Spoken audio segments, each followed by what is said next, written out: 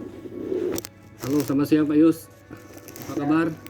Kabar baik, Ya, Pak Kris. gimana nih di masa pandemi nih mengajar sambil bekerja di rumah? Ya menyenangkan, Pak. Menyenangkan ya? Ya menyenangkan, sangat menyenangkan karena ya isi waktu kosong juga kan bisa berolahraga ya. Jadi Oke. menyenangkan lah, menurut saya menyenangkan. Lebih menyenangkan di mana Pak? Dengan di kampung Pak? Oh, ya pasti di kampung lah. Ya, oke. Coba Pak, gimana Ya. Pak? Cerita-ceritanya Pak waktu di kampung dulu gimana Pak? Waktu masih kecil ya, Iya, SD ya. iya masuk SD Pak. Ya. Oh ya, kalau saya ada beberapa cerita yang saya ingat waktu saya masih kecil itu. Ya, tapi ini cerita tentang ya kenakalan anak SD lah ya, level kampung gitu ya. Saya dengan teman saya ini waktu itu masih musim buah mangga. Saya dengan teman saya ini pergi sekolah. Tapi kami tidak sampai di sekolah. Kenapa? Nah, pas di tengah jalan kami dua sepakat kami pergi ke hutan, pergi petik mangga. Karena mangga di sana itu banyak Pak. Jadi ya dulu ya, bukan sekarang. Ya udah kami sembunyikan kami punya buku itu di bawah pohon. Setelah itu kami tidak terus ke sekolah. Kami pergi ke hutan pergi cari mangga. Nah pas jam 1 jam pulang sekolah ya kami juga ikut pulang. Lalu kemudian mama saya bilang gini, kamu pulang dari mana? Saya bilang berbohong kan. Saya pulang dari sekolah. Mama bilang kamu bohong, gurumu tadi kesini. Ternyata ketika kami pergi ke hutan itu, guru pergi cari saya di rumah. Nah, dia pergi cari karena pada hari itu ternyata ada tes seleksi untuk ikut cerdas cermat tingkat kecamatan. Jadi ya untuk mencari siapa wakil sekolah. Nah, gara-gara saya tidak pergi ke sekolah, batal tes itu. Tunggu saya hadir. Wah, itu. anak pintar ya. Akhirnya ya tahulah di kampung itu pakai kampung BIPA. Wah, tapi kami tidak rasa sakit juga. Oh ya, biasa-biasa aja juga menangis selesai gitu. Nah, besoknya baru pergi ke sekolah sampai di sana. Udahlah, biasalah hukuman di kampung, sekolah di kampung. Tapi begitu tes, saya yang terpilih. Hebat dong. Ikut lomba cerdas cermat untuk bidang IPA. Itulah Pak, kenakalan di kampung. Dulu itu begitu. Lalu kemudian kalau saya amati sekarang, jika dibandingkan sekarang Pak ya, saya rasa bahwa masa kecil kami itu sangat bahagia. Kenapa tuh? Ya karena masa kecil bagaimana ya, kami tidak mikirin banyak, jadi pergi ke laut, pergi berenang, kami tidak mikirin jam berapa sekarang. Ya, Gitu. ya. Selesai Main itu ya? main ya pulang masuk ke sekolah terlambat tuh nggak apa-apa gitu Pak. Begitu. Ya diberi hukuman oleh guru, ya kami biasa aja ikut aja, suruh berlutut ya berlutut gitu kan. Tapi Itu SD kelas berapa? tidak menghilangkan kegembiraannya Ya. waktu SD. SD sampai ya 1 sampai 6 itu Pak. Dan Itu jauh saya- ya dari rumah? Apa? Jauh dari rumah? Jauh tuh jalan ya. Waktu masih Berapa hari tuh? kecil berapa hari sih? Jam aja. Oh. Tapi jalan kaki. Oh, Kalau saya bandingkan sekarang misalnya kan orang jalan itu kan Capek. 1-2 kilo aja tuh orang jalan kos-kosan kaki. ya? Tapi dulu kita itu jalan kaki biasa ya. Kan tidak pakai sepatu Pak. Nyeker dong. Nah, biasa aja pakai sepatu santai jalan dengan teman-teman. Jadi sampai di sana ya kalau guru juga mau ajar sesuatu boleh, tapi kalau dia bilang ya kamu pergi timba air untuk di rumah ya kamu pergi timba air dulu. Jadi biasa aja begitu. Maksudnya timba air untuk di rumah Timba air sendiri? untuk guru ya. Oh, Timba air buat guru. Ya. Buat guru. Isi penuh bak gitu ya. Buat rumah Ya, dia. timba Dia air buat ya. rumah itu. Kita isi Di rumah air. ya. Hukuman kah? Bukan? Bukan. Bantu saja? Bantu aja. Gitu. Ya, kamu pergi timba air dulu ya. Pergi timba air. Gitu. Ambil air. Kan jauh Pak, air ini. Sampai penuh bak. Pak, sudah penuh Pak. Ya, sekarang kita mulai sekolah gitu. Wah, Itu mungkin pelajaran olahraga itu Pak baginya. pendidikan jasmani Iya. ya. Tapi tidak ada keluhan, senang-senang aja dengan teman-teman karena sambil seperti bermain aja itu. Karena banyak teman ya. Ya, Siapa teman paling berkesan, Pak? coba. Teman yang paling Ya, berkesan. itu tadi teman nakal itu ya Ngambil mangga itu. ambil mangga gitu. Sekarang di mana, Pak? Ya di kampung. Oh. Ada cerita unik nggak, Pak? Waktu mungkin Bapak ke gereja terus ketemu dengan apa? Biarawan atau biarawati. Waktu masih kecil nih ya.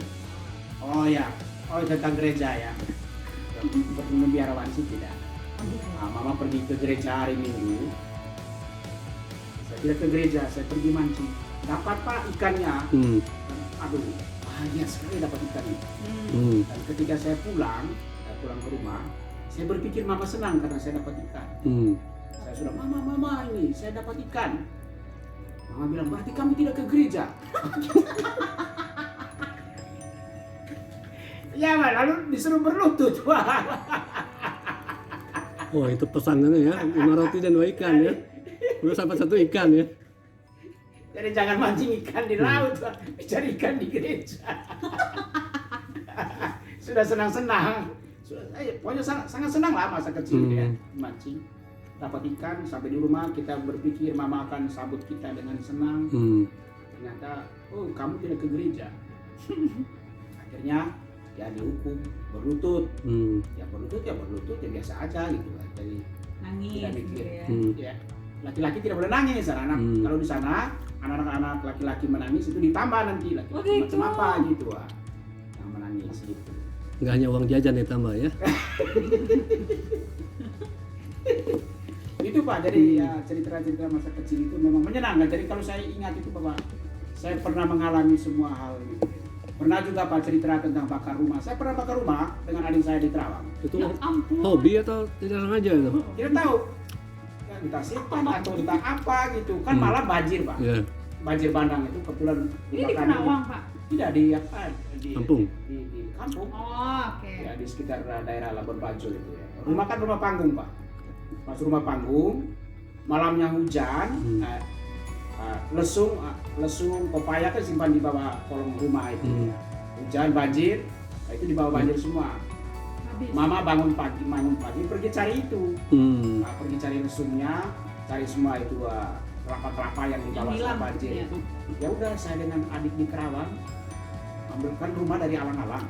Ya, itu rumah di sawah ya. Tuh, kami ambil korek api terus menyala rumah. Wah senang Pak, begitu lihat apinya menyala kami senang sekali.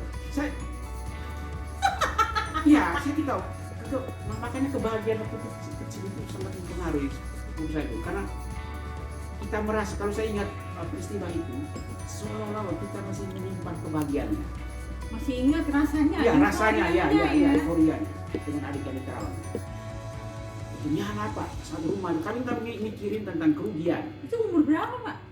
Ini belum sekolah mungkin. Oh, masih balita lah ya, kecil ya. Dengan adik saya.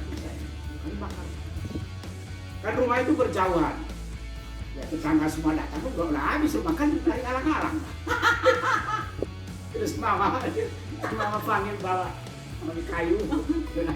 Malam ini apa kok?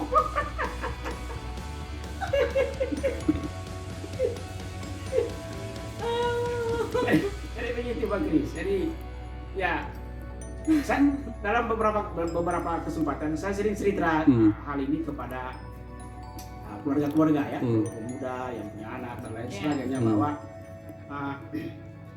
tidak usah lain, bukan maksudnya untuk ikut pola saya, tapi menciptakan kebahagiaan itu pada masa kecil untuk anak-anak itu sangat penting bagi dia ketika usia dewasa. Bagaimana cara dia menghadapi persoalan dalam hidup?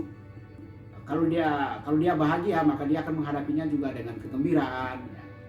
Selalu punya semangat. Jadi ya, bukan berarti anak-anak itu harus bakar rumah dan lain sebagainya. Tapi bagaimana menciptakan kondisi sedemikian rupa supaya anak-anak itu senang gitu, bahagia gitu. Iya, betul. Karena itu menjadi ya stok bagi lumbung kehidupan dia di masa depannya. Jadi kalau dia susah di masa depan, kalau dia menghadapi tekanan, stres, lumbungnya itu adalah lumbung kegembiraan, ya, lumbung kebahagiaan. Nah itu ya itu akan menjadi modal dia untuk mengatasi persoalan-persoalan dalam hidup ini. Luar biasa Pak ya. Jadi ya itu berdasarkan pengalaman kecil ya, pengalaman masih kecil. Mungkin misalnya dia pergi sekolah ya, tapi kan kita senang gitu ya, senang pergi main di hutan. Ya, sehingga kalau mama pukul, ya tidak terlalu rasa sakit karena kegembiraannya lebih besar gitu ya, gitu. Nah, guru juga beri hukuman, tapi kegembiraannya lebih besar. Pak, kami waktu kecil hukum itu angkat kaki Pak, lihat matahari. Biasanya ya. Agak gelap ya. Oh, Angkat rupanya kaki, Pak. ini inspirasi dari matahari. Angkat kaki lihat matahari, ada ikut aja gitu. Tapi kita tidak merasa itu sebagai sebuah penderitaan. Karena apa? Karena senangnya lebih besar. Seru gitu ya. Ya, serunya lebih besar. Jadi jangan dibalikin. Jadi kalau orang sudah tidak bahagia, baru kita beri hukuman. Yang ada nanti itu Pak, tadi akan ada kebencian ya. Orang akan kehilangan rasa percaya diri. Jadi ya, dalam banyak kesempatan ya saya selalu pengalaman ini bahwa kita harus bisa memastikan ya dalam membangun relasi ya, orang tua dengan anak-anak, ya sebagai guru dengan mahasiswa, dengan murid. Ya, ingat baik-baik, kegembiraannya harus lebih besar daripada hukumannya gitu. Jangan dibalikin gitu. Jadi kalau kita belum bisa memberikan kegembiraan kepada orang, ya, pertimbangkan apakah kita perlu memberi hukuman kepada orang. Jadi, karena itu nanti itu penting bagaimana cara dia merespon. Respon hukuman yang kita berikan kepada orang. Yang selalu lebih besar hal-hal yang baiknya. Luar biasa. Jadi kita belajar lumbung kebahagiaan tuh seperti itu ya, membangunnya Pak ya. Luar biasa. Oke Pak. Oke, nanti kita jumpa lagi Pak ya di sesi selanjutnya Pak Yus dengan topik yang menarik ya. Oke. Terima kasih Pak.